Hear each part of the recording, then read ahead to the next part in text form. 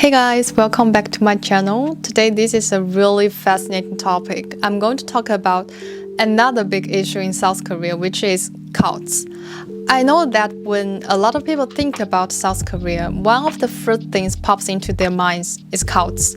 Why does South Korea seem to have so many cults? This is the big question we're going to focus on today. Actually, this episode was inspired by a documentary I watched 2 years ago called In the Name of God, A Holy Betrayal. I'm not sure if any of you guys have ever heard of it or seen it. It dives deep into some of the most notorious cults in South Korea and shows how people's trust and faith can be manipulated. So I thought, why not talk about it in today's episode? We are going to explore the history, the culture, the psychology, and the social environment that has allowed these groups to emerge and grow here. Before we dive deeper into the reasons, let me give you a few real examples of controversial religious groups in South Korea. These groups have been widely discussed in the media and some were even featured in documentaries. The first one is Sincheonji. This one became internationally known in 2020 when a huge COVID-19 outbreak was linked to their gatherings in a city called Daegu. The founder of the group, who is also the current leader of the group, is a man named Lee Man-hee. He was born in 1931 and the group was founded in 1984. So this man, he claims to have a special ability to interpret the Bible, and the group's former members have talked about their secret recruitment methods and how they often target young people through Bible study classes. Another example is World Mission Society Church of God, sometimes known for the belief in God the Father and God the Mother. So they believe that there are two gods in the world. One is God the Father, the other is God the Mother. And so they teach that their founder is the second coming of Jesus, who is also regarded as God the Father.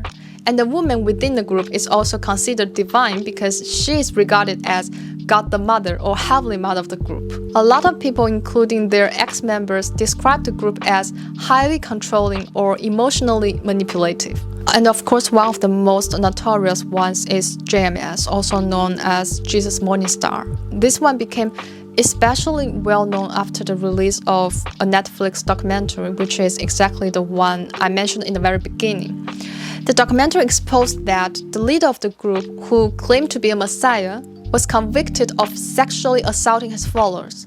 This case shocked not only Korea but also the international audience because the documentary showed how the leader of the group took advantage of young women by using religion as a cover. These are just a few real examples, but they already show how big and serious the issue is. Now it's time for us to dig into the reasons behind it. Firstly, let's rewind a bit. Let's talk a little bit about the history. After the Korean War, South Korea modernized incredibly fast. Cities were growing like crazy. People were moving from rural areas into big cities, and a lot of traditional communities kind of fell apart. Life felt unstable. So at that time, religion, especially Christianity, became a huge source of comfort. And it's not just about faith. Churches acted like community centers. They helped with education, with social connections, and sometimes even with finding jobs. So in that kind of environment, it was actually pretty easy for charismatic leaders to stand out because they could offer guidance, support, and answers at a time when people were confused or looking for something to hold on to. Also, Confucian culture plays a big part in this. People here are used to respecting authority, following hierarchy, looking to someone above them for moral guidance. So when you mix a charismatic leader with a society that values authority, you can see why these fringe groups can end up growing pretty fast here. Then let's talk about psychology for a second. Life in South Korea can get pretty intense. Pressure is coming from everywhere: school, work, and society. So a lot of people end up trying to find some kind of comfort or a place where they feel like they belong. And that's why some cults seem so appealing, because they can give you a close community, make you feel important, and tell you exactly what your path is. Like, you don't have to worry about your future, you can just follow the path that they give you. Think about it. Suppose you are feeling stressed, lonely, and not sure about your future. Suddenly someone shows up saying, "Hey, come with us, we've got the answers, we will take care of you." Hearing words like that can make you feel like you've finally found someone to lean on, which makes it easier for you to trust them. But that's just human nature. And that's exactly what some of these groups know how to take advantage of. Finally, let's talk about the legal environment. South Korea actually has pretty strong religious freedom, which means new religious movements can emerge without heavy government scrutiny. So actually it creates room for groups with harmful or manipulative practices to operate as long as they present themselves as religious organizations.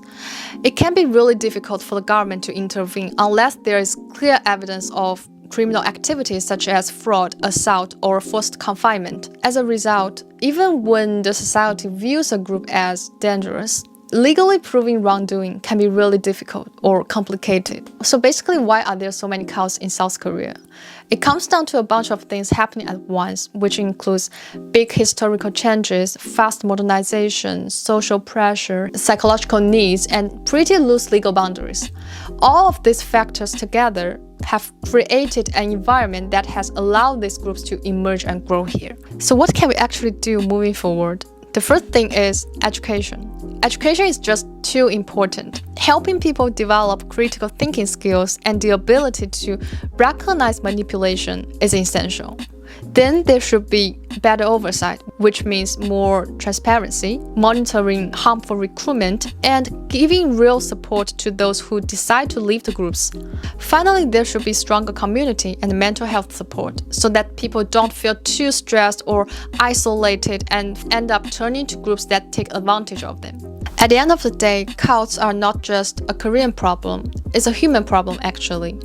Completely eliminating cults in South Korea or in any other countries isn't realistic, I admit that.